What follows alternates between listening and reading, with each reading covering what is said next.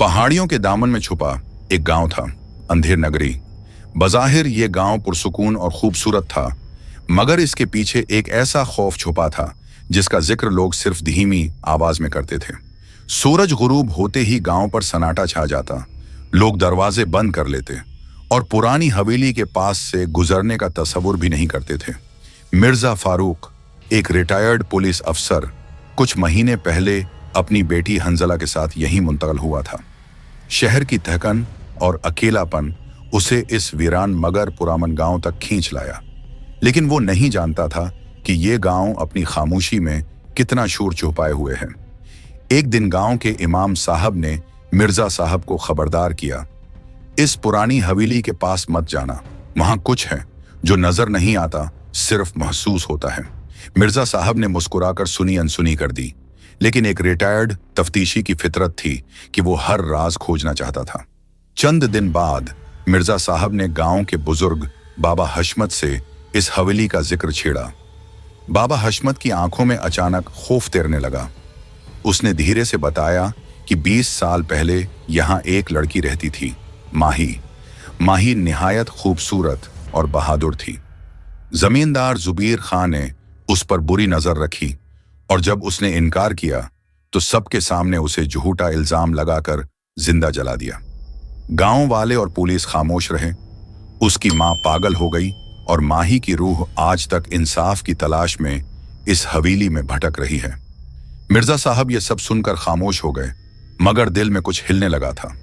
उधर हंजला के रवैये में अजीब तब्दीलियां आने लगीं। वो अकेले में किसी से बातें करती, अक्सर रातों को नींद में चलने लगती और उसकी आंखें सुर्ख हो जाती थीं। एक रात मिर्जा साहब ने उसे पुरानी हवेली की तरफ जाते देखा। वो फौरन पीछे पीछे पहुंचे। अंदर दाखिल होते ही हवेली की दीवार पर माही की एक पुरानी तस्वीर देखी, जो हैरत अंगीज तौर पर हंजला से मिलती जुलती थी। अचानक हंजला की आवाज बदल गई।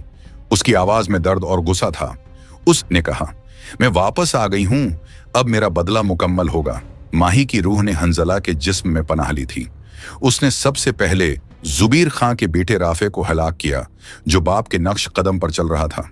फिर उसने इन 3 गवाहों को तलाश किया जो उस रात खामोश रहे थे, एक पुलिस अफसर, बाबा हशमत और इमाम साहब। मिर्जा साहब अंदर से टूट गए थे। वो माही के दर्द को समझते थे, लेकिन वो अपनी बेटी को खोना नहीं चाहते थे। उन्होंने शहर से एक पुराने आलिम को बुलाया जो रूहों के मामलात जानता था। उसने कहा, ये रूह सिर्फ इंसाफ चाहती है, अगर तुम इसे इंसाफ दिला दो तो ये खुद ही आजाद हो जाएगी। मिर्जा साहब ने पुराने केस को अदालत में दोबारा खुलवाने की कोशिश की, मीडिया को शामिल किया। गांव में एहतिजाज शुरू हुआ।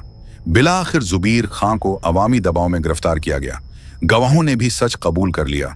माही का सच दुनिया के सामने आ गया। उसी रात पुरानी हवेली से रोशनी फूटी। हंजला बेहोश हो गई। जब होश आया, वो हंजला थी, बिल्कुल नॉर्मल।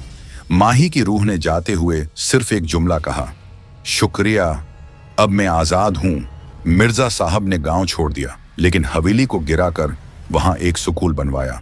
वो कहते थे, जहां जुल्म हुआ हो वहां तालीम हो, ताकि फिर कोई माही हो न जले, कोई सच न दबे।